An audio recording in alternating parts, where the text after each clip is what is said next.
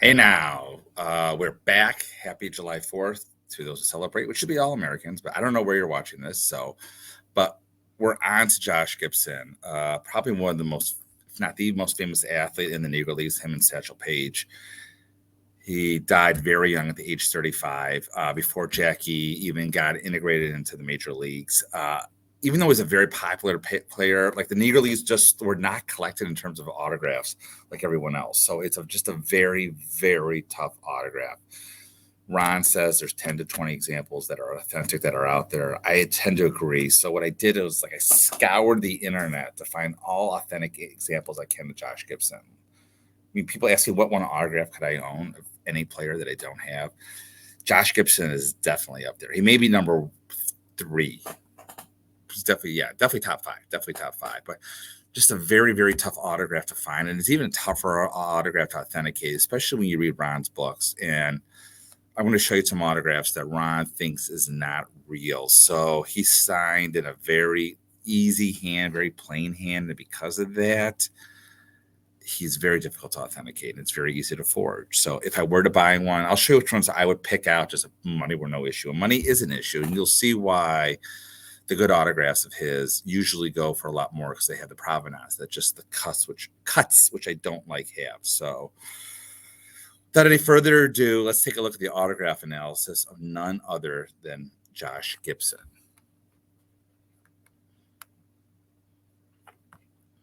So we're going to start with the PSA database. We have this Josh Gibson right here. And usually when they talk about Josh Gibson with the autographs, and again, look at Kevin's book that he put out before he was head of PSA. I'm looking at Ron's book and all these. And there's really not a lot of consistency with the Josh Gibson. One thing they talk about a lot is obviously you have the double J in Josh. Sorry, the double loop in Josh. Sometimes it's Josh, sometimes it's Joshua. They said the later in life. Now, keep in mind, he only lived to like 1935. So later in life is probably early 40s. He went from a Joshua to a Josh Gibson. What you want to see is, again, you want to see a break between the G and the I. But again, if I'm buying cuts, I'm not buying cuts. So again, the G should stroke back like it does right here. Again, the G should loop around right here is what they're saying.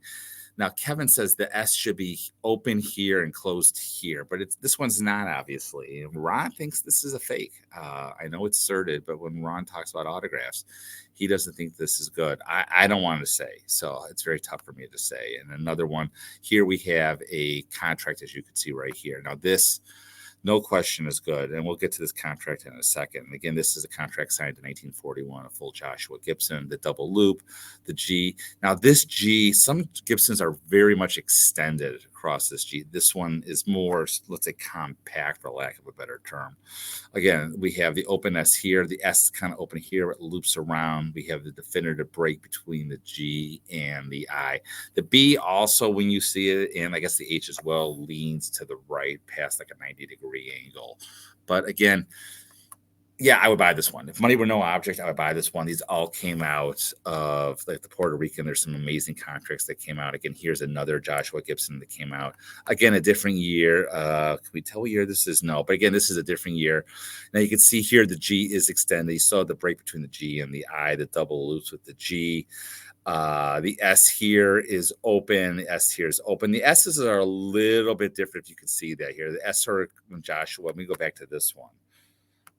Right here, the S kind of like comes up, whereas this S comes around, and I see that a lot more with autographs that I think are authentic. Again, we just looked at this autograph again; it's just a better picture. Here's another Joshua Gibson autograph. Yes, this one is impaired from 1939, but hell, I would still take it. I mean, it's a real Joshua Gibson autograph. But again, the G here is again shrunken; it's not elongated. The S right here, you see it's open right here and more like closed right here, which again is what you want to see with the Joshua Gibson autograph. It's not perfect, but it's good enough. So you see your signature player even when it was put in here. I don't know how much this went for. I have no idea, but we'll look at another one. This one is a autograph, and again, I'll show you when it's sold. The Gibson's a little odd to me. Yeah, the S is open here, closed here.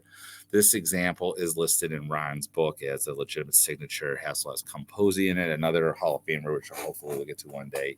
This is a 1932 contract, so maybe his autograph was different. I mean, most autographs we see from Josh Gibson are later in life. Now, the ones up here, I don't know who wrote these all up here, not Josh Gibson. The only one that is definitely authentic is this one down here. But it's a little odd for me, but again, I think it's still good for the 1932 period. Now, this is considered like the holy grail of postcards. The guy who owns this says it's a holy grail.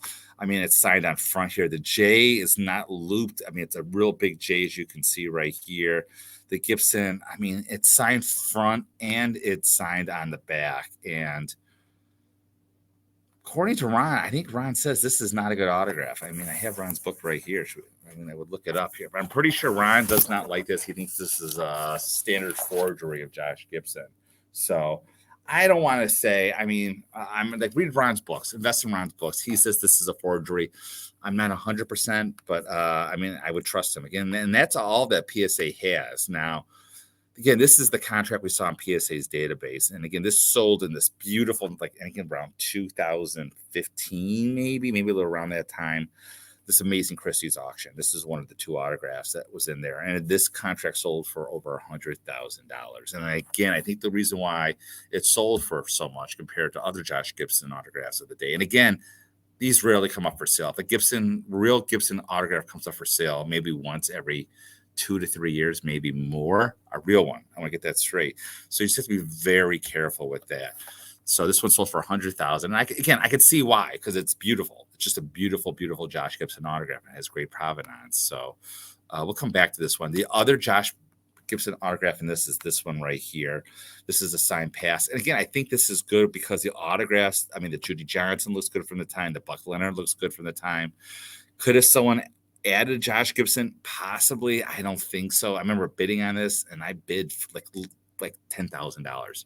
I had no money at the time. I didn't know where it was going to go for, but just seeing a Josh Gibson. And not only that, when it was listed in the auction at Christie's, it doesn't say Josh Gibson in the title. So I thought maybe I had a chance. I mean, you could see right here, it went for $13,750. But I still think the owner got a bargain. I think this is a good Josh Gibson autograph. So it's nice. It's smooth. I said again, it has the S here, it has the S with the round over there. I mean, yes, it's beat up, but still, I mean, it's beautiful. So this is one of two autographs that have been inserted into baseball cards. Now, this was in the 2003 signature legendary cuts, then this was like the chase card. So it was pulled, you can see right here. It sold for $12,500. Again, this is a teen signed sheet. I believe it's good. I mean, if someone offered me this autograph and I had the money, I would buy it. This came from a sheet. Believe it or not, I think Bill, the Hall of Fame collector, has the rest of the sheet uncut, and it has other Hall of Famers on it, like Judd Wilson. I think like Vic Harris, who's a future Hall of Famer, is on here. So, and like, it's pretty cool. Maybe Bill will show it off one day, the rest of this. But this Josh Gibson came from that sheet that Bill now owns. And he got a stinking good deal on it. So, yes, it's impaired, but I like that a homer a day will boost my pay. It's a 1-1. It was a chase autograph. I'm like fairly confident. There was another autograph that was put into, and this was like a chase card as well as given out the National. This Josh Gibson, I mean, it's a little sketchy to me. I don't like how the B doesn't lean in like most Bs do. It's very clean. Again, it's a cut. There's no provenance. I think they said maybe it came from the family. Remember reading that when this card first came out, and I was trying to find out the family gave them. I would feel a little bit better about this card. I don't know where this card is. Again, it was given out at the National. It's a very odd Josh Gibson autograph, though. Usually the Gibson doesn't round like this. Usually it comes over, it cuts through, and comes back a little. So, again, if money were no object and this card was offered to me, I wouldn't buy it. I just don't feel comfortable with this autograph. So, I mean, we're just going to keep going down the line here. This is another autograph. Again, a little odd to me because the B comes up. It doesn't come around like that. The S's are like different than what you expect. According to Ron, this sold, you can see in 2017, it sold for $36,000. Ron is not a fan of this autograph. I could see why. Again, the quotes are kind of weird. So, I mean, they're usually the ones you see with the quotes are from a long, long time ago with the Joshua. I think someone just took an autograph that they liked and copied it onto a ball. And again, you got to be so careful from these just because of the fact that he's such a commonly forged name. Like, oh, there's dates. There's another R.T. Walker. I don't know who that even is. But Ron Warren said any autographs you see signed close to the laces, you just have to really be careful for. So another one is right here. Again, signed close to the laces. I've never seen a Jay Gibson autograph besides this one. This again goes back to 2012. And this ball's in like pristine condition. I mean, even the Satchel Paige, though, doesn't look right to me. Usually the Satchel Paige, I mean, the G, I mean, we'll get to another day, but it's not a common Satchel Paige.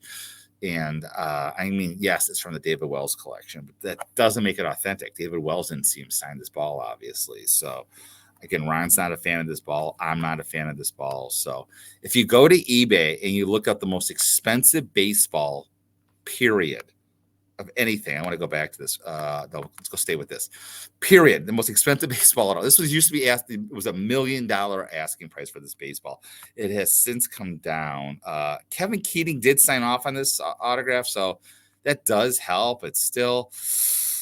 I mean, the price alone is just insane. 100,000 for $1 million. I'm sorry, $1 million for any autograph is just insane. Let alone a baseball. Would someone buy it? I don't know. I mean, this is very similar to the other Homestead Grays cut that Ron doesn't like. Again, by the laces.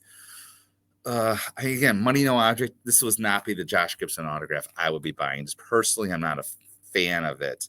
So, I mean, let's go at what else is out there. Again, we're just going through here. This was a fascinating autograph to me. So this was quote unquote found in a Who's Who book. So he said these Who's books that came out in like the early 40s. And in the back, there's a page for autographs. And this came out, it was found. I mean, this is a who of Negro Leaguers. You have Josh Gibson at the very top, Judd Wilson, another Hall of Famer. Again, even more rare than Josh Gibson. I mean, there's only a couple of them that are out there. Bill has one severely impaired. Vic Harris, who I think will be a Hall of Famer. Ray Brown, who we've gone over as a Hall of Famer. You have Campanella. You have George Tubby Scales, who I think will be a Hall of Famer. So you got like 1, 2, 3, 4, 5. I mean, you got possibly 6 current or future Hall of Famers in here. And it's just a beautiful. I mean, is it fake? I don't know. I've talked to some people that are not fans of this. I think it's great, but others I don't want to say are not fans and like be careful. But I mean, man, faking all those autographs would be just really, really tough. So this sold for, you can see, for $27,500 in 2015. I remember seeing this. I think it was in England when I first saw it, and my jaw dropped. But is it good? Is it not good? I mean, money being no object, I would buy this. I kind of like these autographs. I mean, there's all of them just to get them just right like that. Either someone's a really good forger or it's real. And I would go towards real. So again, just moving on. We looked at this earlier. I don't know who owns this. This was the PSA contract. You can see back. This is a long time ago, $32,000 sold for in 2008. I guess this will go for $50,000 today if it hit the market. And finally, another one. And I really like this Josh Gibson autograph. This was around 1943, and this has been around for a while. This is sold several times. It's called the Spiral, and everything's in pencil. It's not beautiful, and it's got some really good provenance. And you can see the last time it sold was for $30,000. And again, I like the Gibson autograph in here. I really do. It's not perfect, which is what I like. The Ray Brown right above it. Actually, there's a second Ray Brown on the page, right, literally right behind the Gibson is another Ray Brown autograph. So, and really, there's other autographs in there.